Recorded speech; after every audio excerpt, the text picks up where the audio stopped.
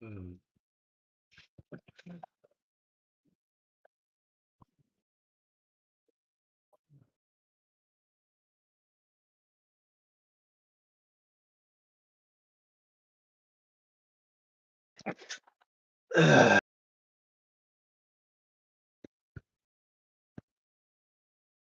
Hello, Ginger. Do you like my new mic? What the hell? It's got worse.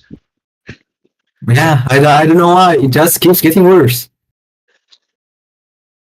The depression in the Romanian economy is really showing.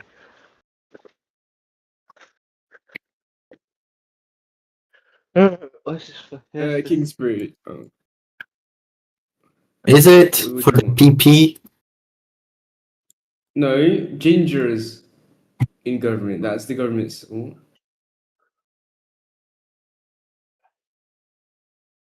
Bro, It's limbo because I'm a minister on the Treasury bench, but we can. yeah, so where do we sit? Well, The PP stand behind us. Like- Yeah. my MPs need more room because there's more of them.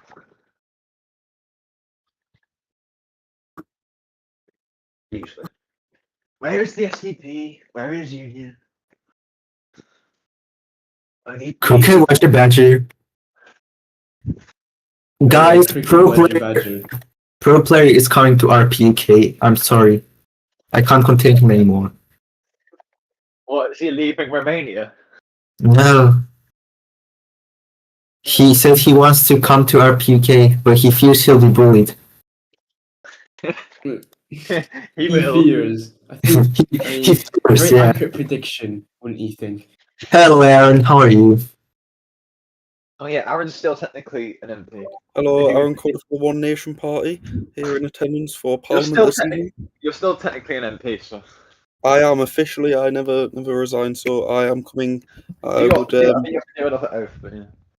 I'm quite excited to be voting on the committee's bill amendment this evening.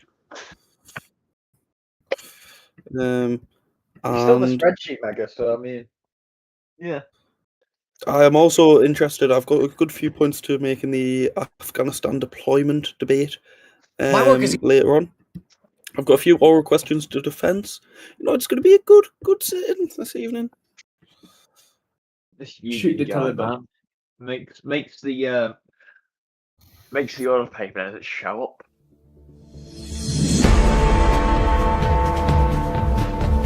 Having a good night. I'm having a brilliant night, thank you.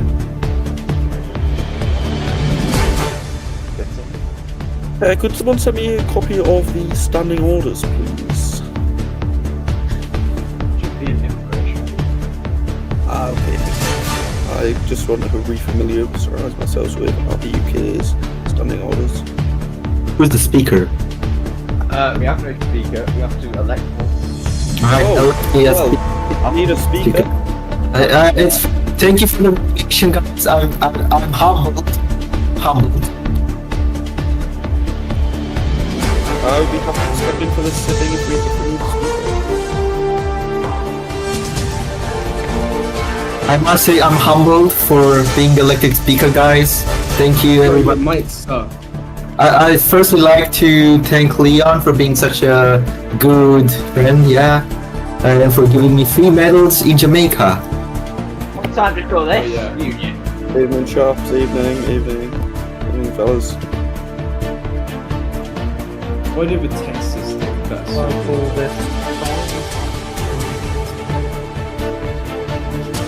Where is Cricket Roger Badger?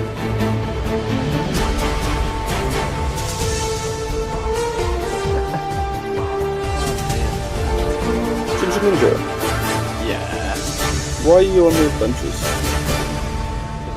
In the government, in the interim government. Oh, I see. Oh yes, we're in an interim government, aren't we? Yeah. Because we are all, well, I know Ginger Ninja is very interiming. What the fuck? Why would you? Where is the Defense Secretary?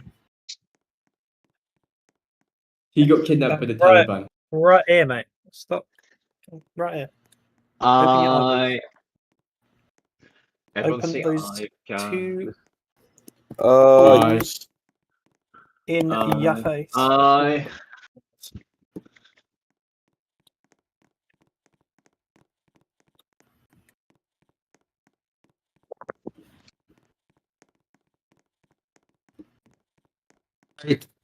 Thank you, guys. Remain.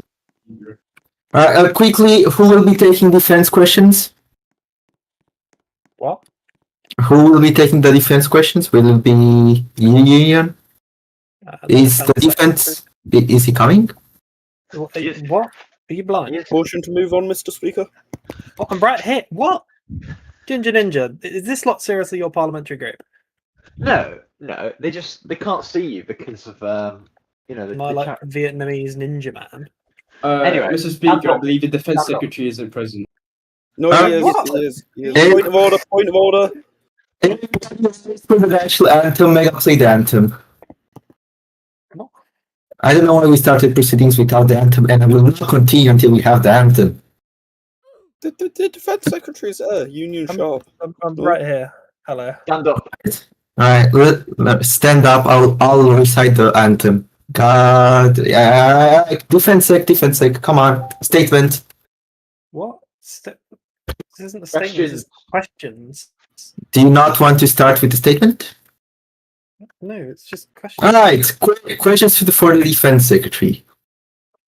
Stand up to ask questions. Thank you, member Natty Sparky. Wow.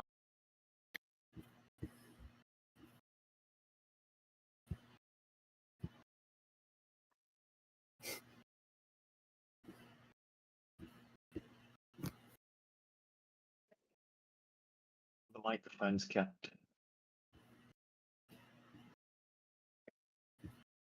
Is he saying anything?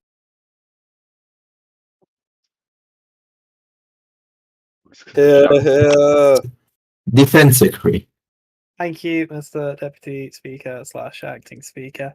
I will be the first to recognise from the government that things have not gone too well in terms of what happened at the last time we deployed to Afghanistan. However, it was somewhat of a minor incident that should not overshadow the great successes that our conventional forces had in executing their operational objectives and completing them flawlessly. Point of order. Point of order.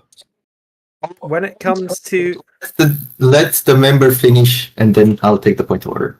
When it comes to the United Kingdom Special Forces, specific changes are being made structurally to ensure a brand new era of integrity and a proper, better structure and a smaller structure. However, when it comes to the incident in question, the potential war crimes, there is an ongoing investigation within the Ministry of Defence and within the Defence Council to ensure that these individuals are held accountable for their actions and that it does not happen again. I must also state that UKSF isn't useless. They are tactically sound. They conduct, or they are very good in terms of combat. They existed as pretty much one of the first operational units existing on the land within the British Armed Forces, primarily because we had to rechange the entire structure of the British Armed Forces, obviously, as members will know, from a navy to a land fighting force. So the TLDR is UKSF is useful. However, we are rooting out the problems. We are working with the Director of Special Forces. We are working as a Defence Council, and we are unified in ensuring that these people are held accountable. Thank you. Firstly, have the point of order from the member of Tees Valley. Thank you, Mr. Speaker. I do believe the Secretary of State for Defence may have inadvertently misled the House there, or maybe advertently, I don't know, I don't want to cast assumptions. However, he's just said it was a minor incident, and we all know, Mr. Speaker, he said himself potential war crimes. That is not a minor incident in my book. I don't know about you, Mr. Speaker. I would seek your advice on this matter. Well, firstly, please refrain from making points of orders, personal Fucking hell, your statements. mic is terrible. That I- was not a personal statement. You stupid. oh, Sorry, Mr. Speaker. Mr. I'll withdraw. Mr. Deputy Speaker, I'm happy to clarify for the member. Please, Yeah. please clarify. The point of order will not be upheld. However, I will be giving the defense secretary time to answer the member's question if he wants to pose it as a question.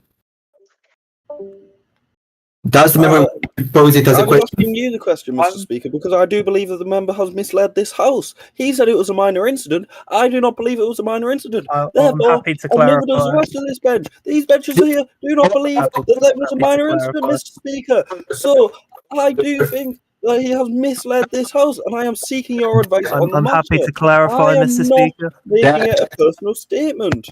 That's enough. Defense secretary, you have please state your point. Thank you, Mr. Deputy Speaker. I'll make it brief. The reason why I say minor is because there's certain legal holes in terms of this deployment. So this Afghanistan isn't in our United Nations. Ergo, international law, it's a bit iffy because there is no UN, there is no international law framework attached to this group to work off. Of course, we have Guidance Card Alpha and we have these domestic laws. However, there's no international laws, which obviously from the Hague's point of view can be counted as war crimes. Obviously, I agree that this is a horrendous tragedy and it should not have happened and it shall not happen again, hopefully.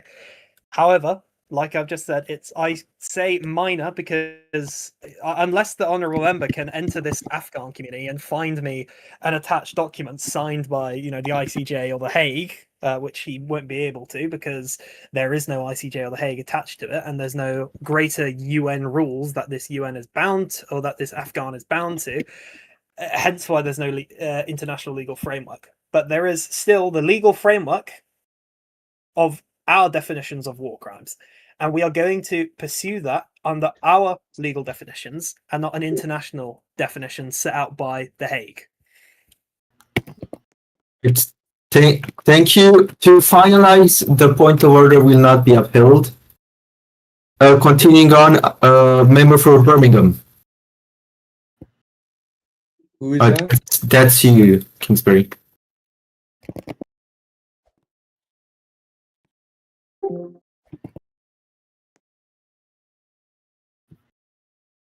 Secretary of State. Thank you, Mr. Deputy Speaker. It's a very good point. At the current moment, we are looking to handle things domestically. However, if the need arises, an international inquiry will occur. However, in terms of all the evidence laid out for the Defence Council, I think the outcome that is going to happen, will satisfy the Honourable House into not needing an independent inquiry. But if this Honourable House does decide an independent inquiry should occur, of course, we and the Ministry of Defence and the government will abide by the opinions of the Great Honourable House.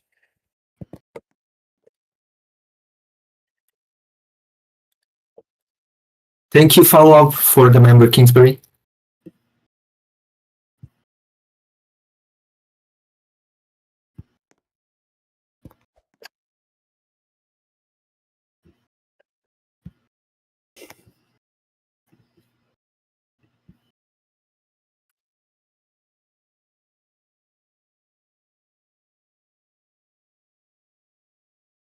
Secretary of State.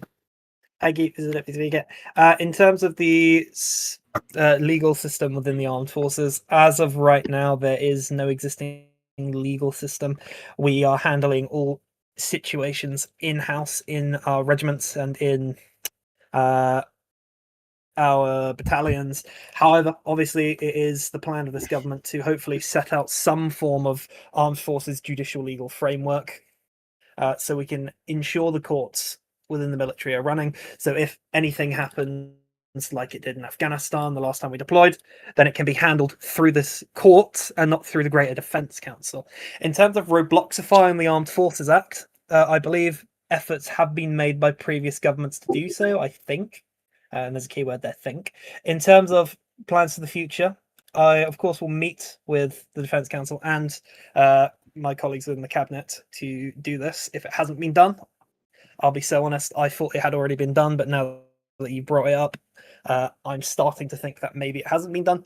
I will hopefully aim to get it done by the dissolution of this parliament, but it just depends on writing and getting it through the respective houses. Member Leon? Could the Defense Secretary clarify if there is a published standard or procedure for summary executions on deployment? As I must admit, the execution was very disciplined and professional. If the Ministry of Defense does have a procedure on executing people, could you share it with the House? Secretary of State? Thank you, Mr. Deputy Speaker. I can confirm the Ministry of Defence does not have explicit procedures for executions that he mentioned. As I've said twice now, the quote-unquote executions, quote-unquote war crimes, should not have happened. It's a grave issue that it has happened, and we are investigating it, and we will ensure that those individuals who committed this act will be brought to justice. We will be having a follow-up by the member Leon. I think the Defense Secretary did mention that as it happened outside the UN verse, then international does not apply. But does he accept that within UNV, the UK hasn't really signed an international law either, but it's still binding? I think there's a presumption that certain international law is binding wherever you go, like the Geneva Convention, which might have something to do with executions. So does the Defense Secretary agree that even if it's not in the UN, there is still a general international law framework that is at least customary and still has the force of law? Secretary for Defense? Thank you, Mr. Deputy Speaker. The issue is there is no international bodies to enforce such law. There's no International Criminal Court. There's no International Court of Justice. In terms of the specific convention that he mentioned, of course, we have an obligation to uphold that. However, as I've stated, there's no international larger community, and honestly, it's a circa 2009 group. So then we also have to look into the actual history, how it's going to reflect on us as a modern 2026 group, and then with a modern or less modern 2009 group. Obviously, like I've said, we need to ensure that this situation is handled. These individuals are brought to justice, because obviously this should not be happening on deployments. This is not what we want. And like I said, the conventional forces, the 1st Battalion Rifles Regiment and Attached Royal Logistics Corps Squadron did extremely well. And they did extremely well. It's just a shame that this one incident has sadly overshadowed the joys and goodness of the deployment. But of course, they must be addressed. That being obviously the alleged war crimes. And like I've said, we will deal with it and we will ensure it's dealt with. And just before we move on, I just want to say I do thank the One Nation Party for actually showing up and scrutinising this government, because God knows we haven't seen a lot of that from the Social Democratic Party. So it's always good. And many parliamentarians, honourable and right honourable members of this House will know that I'm a keen advocate for scrutinisation. Whilst some think scrutinisation is bad, I personally enjoy it and I welcome it. And I love it. We will be having member Aaron. Thank you, Mr. Chairman. I would like to ask the Secretary of State for Defence, how are members recruited into UKSF? What's the vetting behind it? How do we know their military experience? And how do we let such members end up in our great United Kingdom Special Forces, let alone the military? Secretary of State for Defence. Thank you, Mr. Deputy Speaker. In terms of the specific recruiting for UKSF, I think the honourable member knows that I can't really say too much. What I can say in terms of how it was formed is it was formed with a external body of individuals who came into RP UK, who brought in these individuals from RP UK. Obviously, we now know that some of those individuals are a bit trolly, and obviously those individuals are going to be kicked out. In terms of discussions I've had with the Director of Special Forces, we are going to ensure structural changes into UKSF to wash us clean of those individuals. In terms of right now, the United Kingdom Special Forces is not recruiting. internally within RP UK. This is primarily due for a need to continue to build up our conventional forces. Long time goal, what I will say for the honourable member is we are hopefully looking to ensure tryouts for UKSF are done to ensure we have the best people in UKSF. It's not going to be like old BUK or even older BUK, where it's very easy to get in UKSF. UKSF is designed to be small. It is designed to be elite, and that is what we are going to ensure: a small and elite force that is free from individuals who conducted these alleged executions within Afghanistan.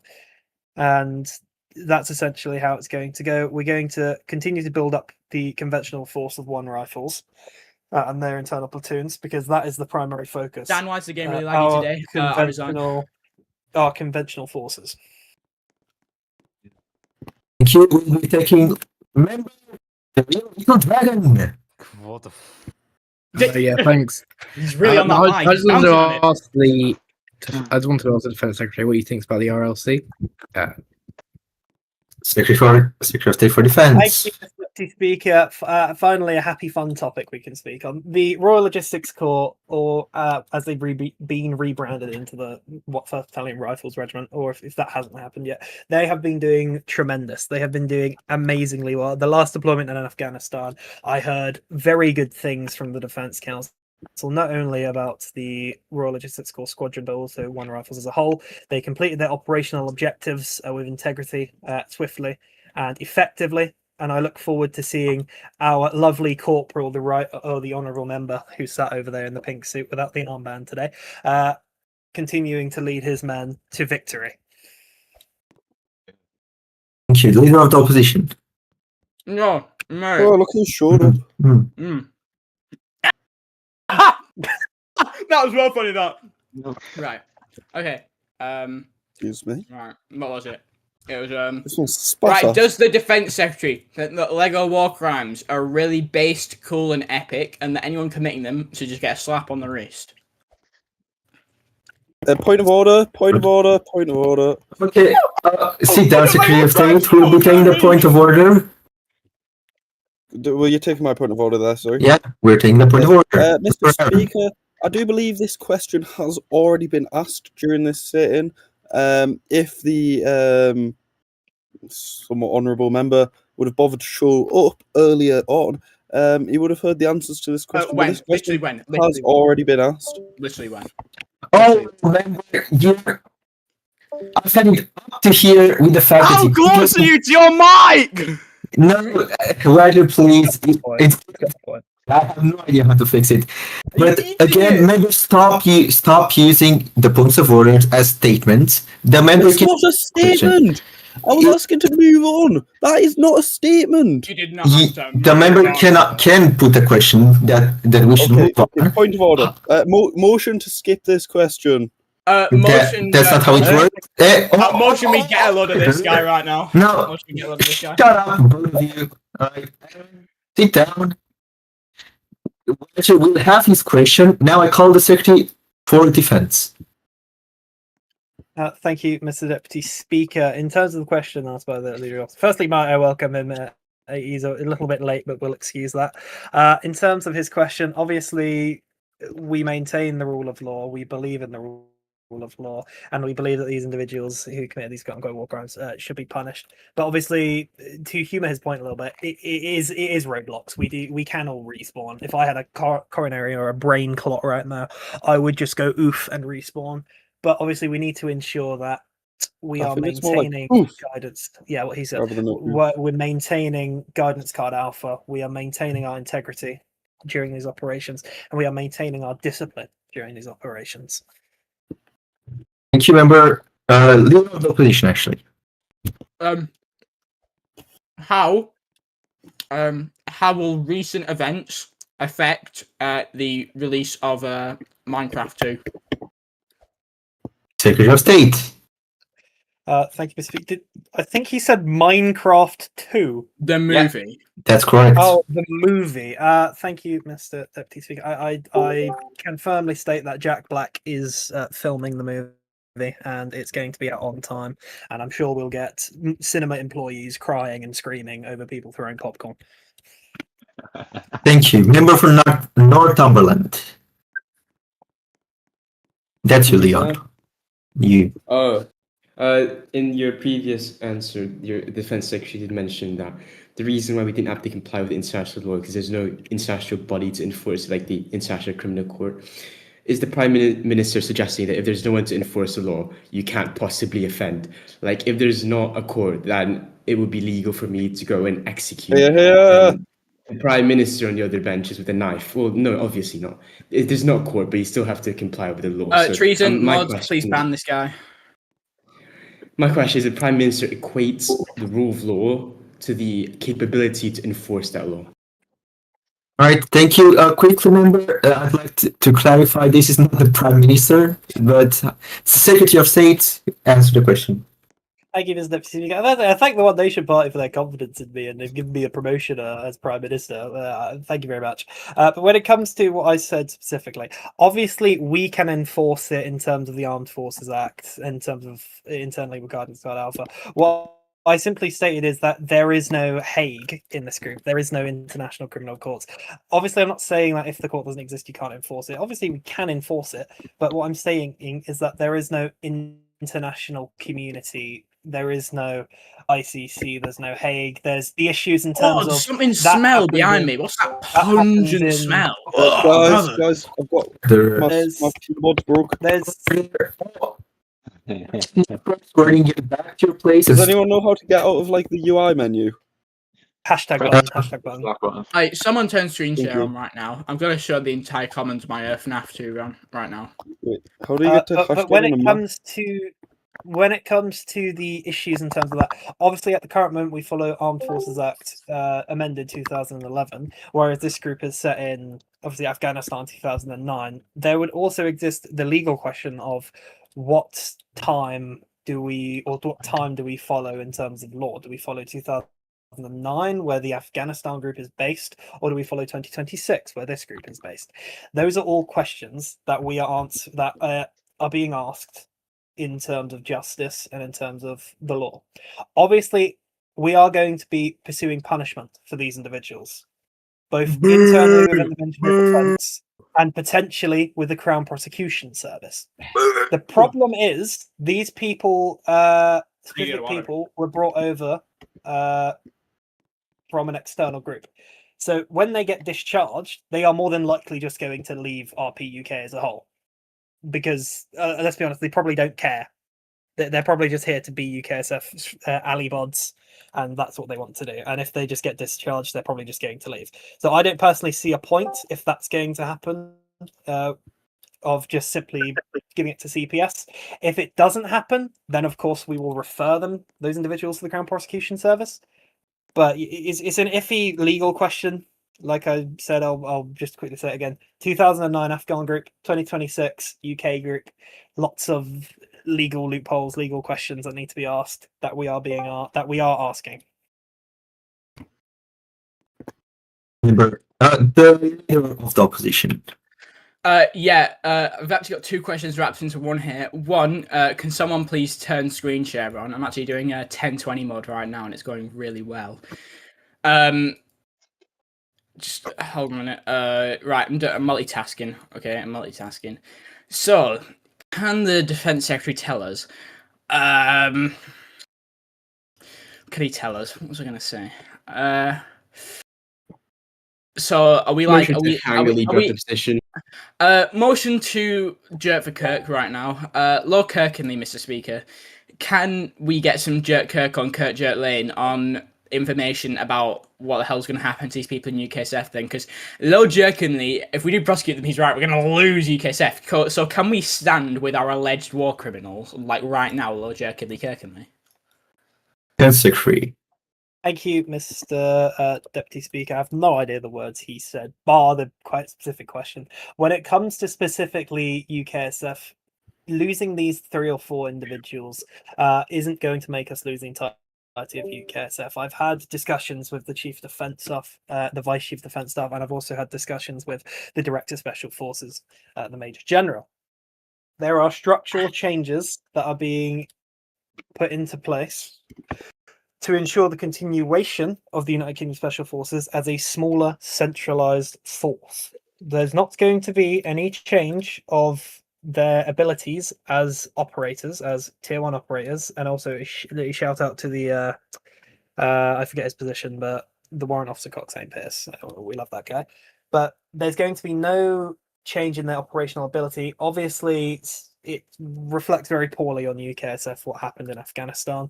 We again truly regret it happened, and we will be continuing to investigate it, and we will ensure that these individuals are brought to some form of justice. But like the leader of the opposition and me just said, more than likely, when we discharge these people, they are probably just going to leave our PUK as a whole, so there's not really a point referring them to CPS. But again, if they remain, obviously we will refer them to CPS.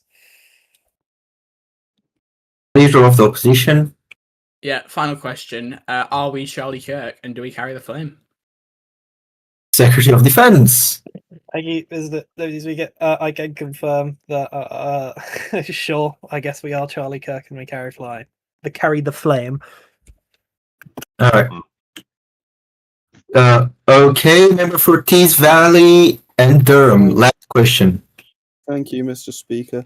There has been a leaked notice, or notices coming from UKSF, which I have seen, regarding a lot of infighting between different department leaders. Can you make any comment on this, Defence Secretary? Mr. Speaker, can the Defence Secretary make any statement on this? Defense Secretary. Thank you, Mr. Speaker. He's sounding more like a journalist than he's a parliamentarian. However, I will speak on this. I can firmly state that the Defence Council is united in their decisions. Sometimes we do change our minds, but it's usually on very minor things like cap badges or organisation in terms of specific teams. Like specifically what was in the news, the changing of the Royal Logistics Corps to the Royal Irish Regiment. That was sorry. No, some good hydrogen oxide right there. That was then reversed to be amalgamated with the 1st Battalion Rifles Regiment, but it's not infighting or instability. I was talking more about UKSF rather than Defence. Like the news has been said. In terms of UKSF, I'm not too sure what he means in terms of that. I think he more means in terms of UKSF's existence. There has been questions regarding the existence of UKSF within the Defence Council, and there is measures being implemented to ensure that these operators face scrutinization, and that there is an ability for the Defence Council to scrutinize these individuals. It's not instability. It's not like everyone's crashing out in the Defence Council. Sometimes I crash out as a joke in the Defence Council, but everyone in the Defence Council's pretty much friends. We all know when we're having a joke, but it's not the point of everyone's resigning, everything's on fire, everyone's crying. The Defence Council is continuing in its duties. We are united in the changes we make. We're united in the decisions we make. Granted, sometimes we reverse it and change cap badges, but hey ho hum. Obviously, UKSF will continue to be a touchy subject in terms of Parliament as a whole and the community as a whole, based on this incident that occurred in Afghanistan. However, I look forward to UKSF's next deployment to be a very good one, and we can all say, wow, UKSF did a wonderful job, and we don't have to come back to this dark time. Someone please jump me. I'm still on FNAF 2 and I can't go back on Roblox. Remember, will that be a quick question? Alright, then member next party.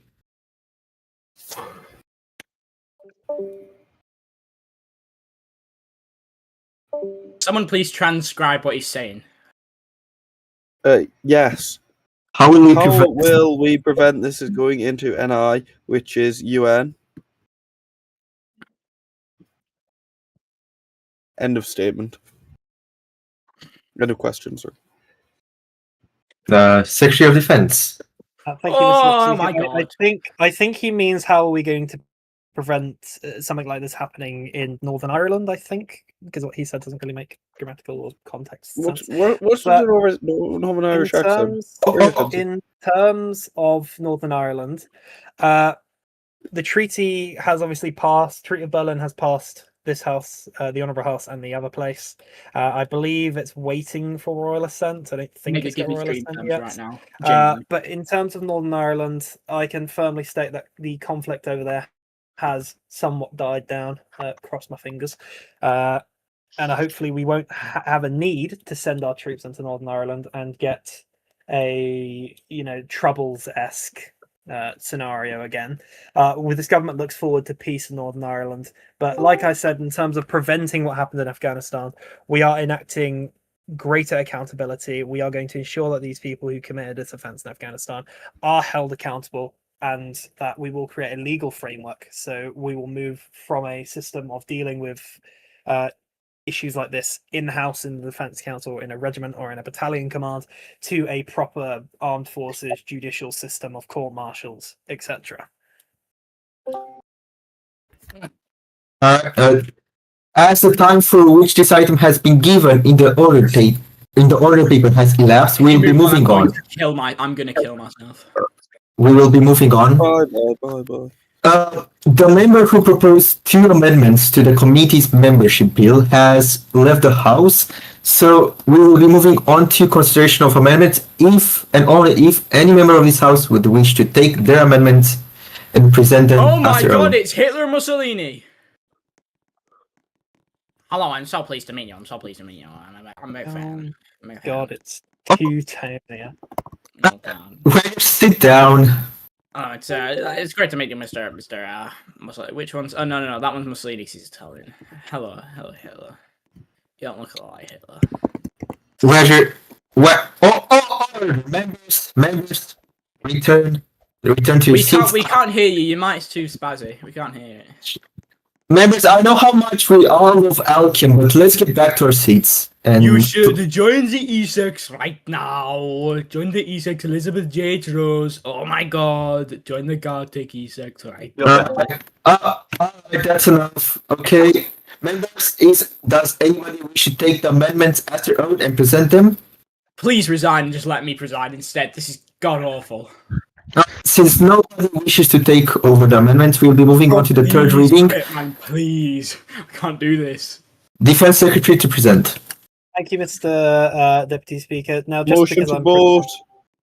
just because I'm presenting this doesn't mean it's obviously a government bill, but I actually personally agree with the bill and its contents. Granted that the member is not here anymore, which is very upsetting because I quite liked that individual. They were very nice. And it was great when they graced this house.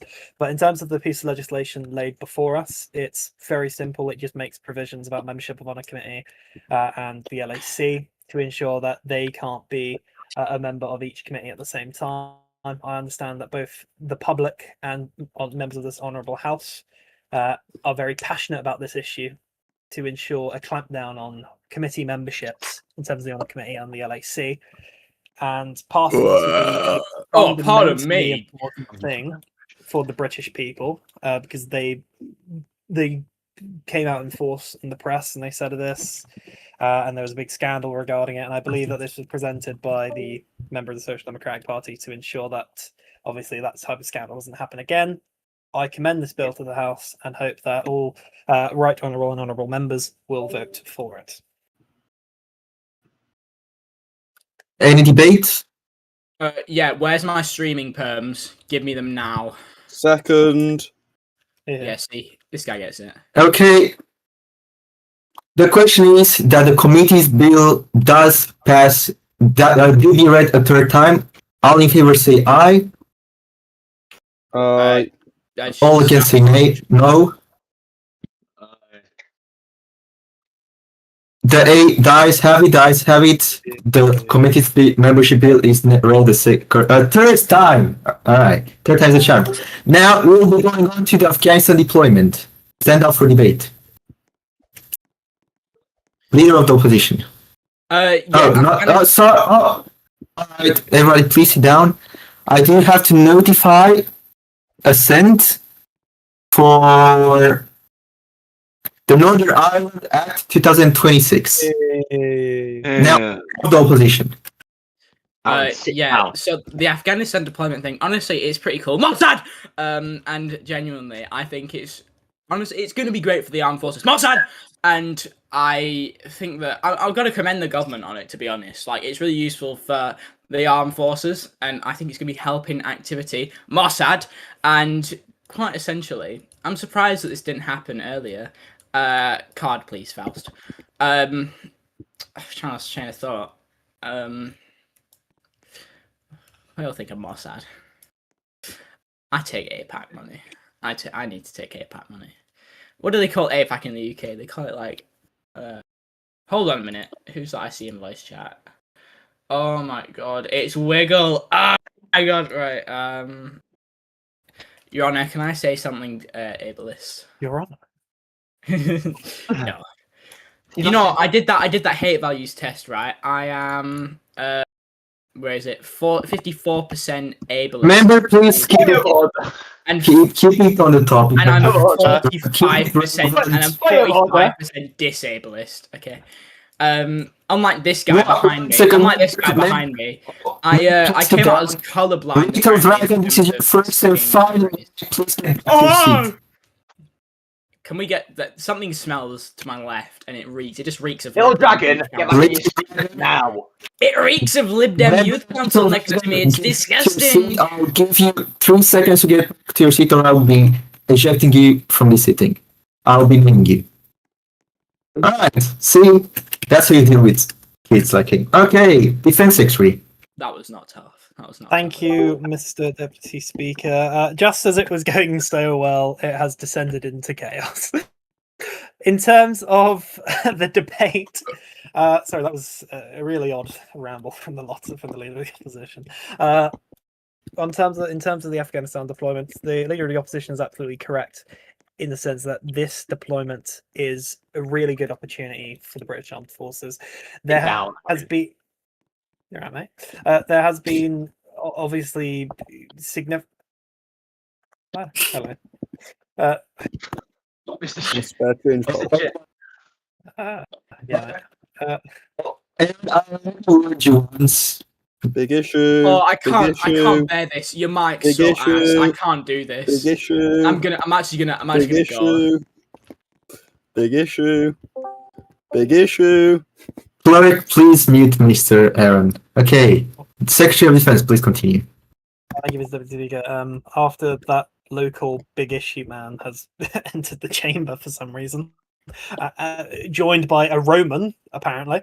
Okay, sure. The main issues and the main reasons why British Armed Forces in the UK is die out and wither away is because there is no proper combat deployments.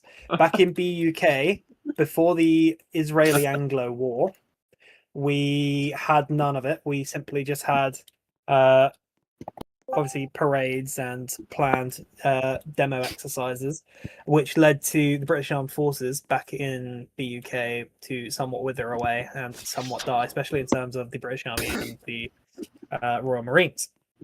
In terms of this Afghan deployment, this gives us an ability to deploy to Afghanistan during the height of the war on terror, during the height of Taliban control and Taliban insurgency within Afghanistan. It provides our British Armed Forces people with a firm opportunity to display and use their skills in an active combat in an active war zone.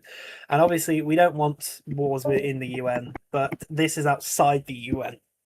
This provides us an opportunity where we can do this. We can work with these other groups that are outside of the UN. And obviously, it's not going to be a massive conflict in the UN because, yet again, it's not in the UN, which is amazing. We love that because then we don't have to get into a big war and we don't have to negotiate. We don't have to do any of that horrendous stuff and all that horrendous stuff. But when it comes to the deployment as a whole, obviously there is some bad things that have happened, as honourable members and honourable members have highlighted. The UKSF issue is obviously a major one. But in terms of the actual deployments, we've deployed twice to Afghanistan now, and it has gone fundamentally, bar the only issue with UKSF is gone fundamentally well.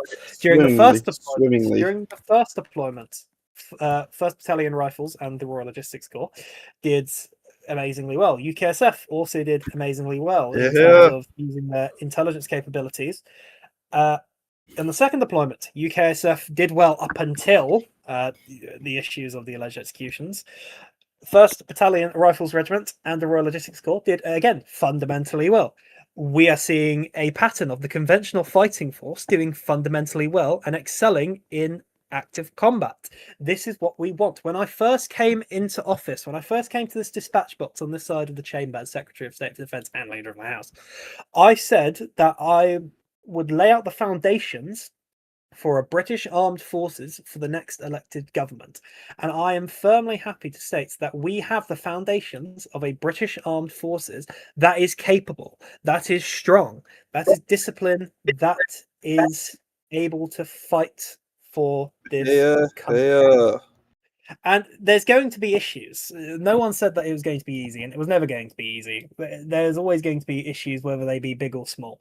And there has been issues, big or small. And we are going to overcome these issues because the Defence Council is unified. The British Armed Forces is unified in ensuring that we all strive together. This deployment in Afghanistan, we're going to continue to deploy to Afghanistan because I'll be so honest, it's been amazing. YouGov, the people of Britain, they voted for a community award for the Afghanistan deployment. The community event of the month, I believe, is, even though we first deployed in December, and not in January. So I think we kind of, we first deployed in January, and we didn't deploy in December. Sorry to cut you off, but it's been enough. Understanding Order 25, I use my powers invested by me to eject the member Aaron from this chamber. And I ask the Sergeant at Arms to take precautions to make sure he keeps... he stops disturbing the chamber. Thank you. Secretary of State. Thank you, Mr. Deputy Speaker. That couldn't have actually happened at a better time because now I can actually regain my words. Let me sit down. But yes, when it comes to that, we are going to continue to deploy to Afghanistan. YouGov and the people have voted on, obviously, the deployment as the event of the month in December, even though we didn't deploy in December. So I feel like we kind of cheated our way to get that award, but ho-hum. It's amazing, and the feedback I've gotten from the Defence Council has been fundamentally good in terms of the Afghan deployment. If we didn't have this Afghan deployment, I guarantee you the British Armed Forces would not be where it is today. And our abilities as a British Armed Forces would not be there today, because having this ability to go into an active war zone and an active combat gives us our skills. And I have been yapping on for quite some time, so I will sit down because I do want to hear from other honourable members and honourable members of the House in terms of our deployment to Afghanistan. Thank you, member. We'll be calling on to member Kingsbury.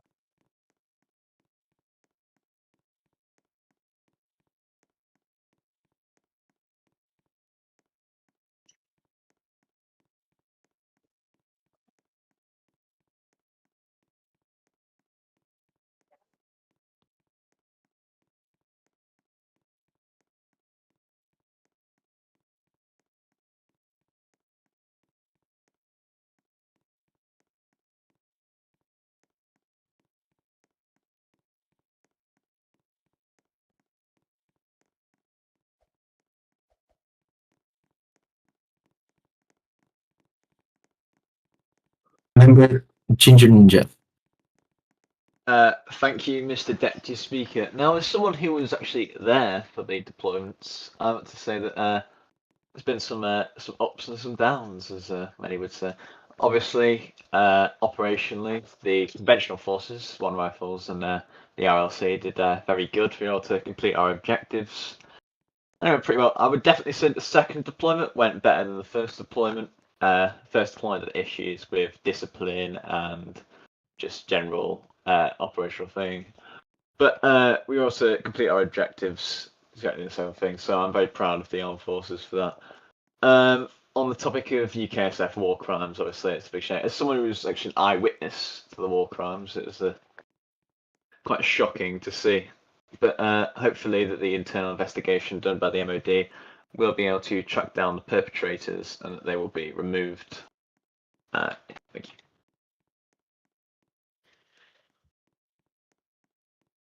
Any more debate? Alright. Seeing that there's no more debate, the question is that this house do now adjourn. The house do now adjourn. Woohoo, adjourned. Yeah. Thank you for putting through with my amazing microphone. Yeah, get a new one.